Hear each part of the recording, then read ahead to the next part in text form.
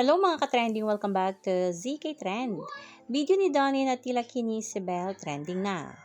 Trending na nga at pinag-uusapan ng isang video ni na Donnie at Belle noong nasa Boracay sila.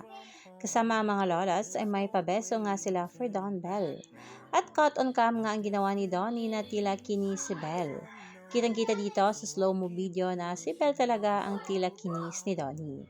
Ang naturang video ay kagad nga pinag-uusapan at pinusuan ng mga netizens.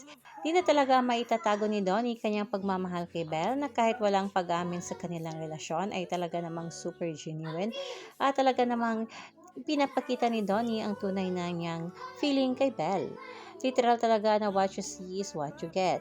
Kaya naman ang mga taga-suporta ng Don Belle ay humimlay na nga ng dahil dito. Iba talaga ang kilig na hatid ni na Donnie at Belle at kahit maraming fake news sa gilid, ay Don Belle lang talaga ang paniniwalaan. Kita naman dito kung gaano kasaya ang Don Belle sa isa't isa.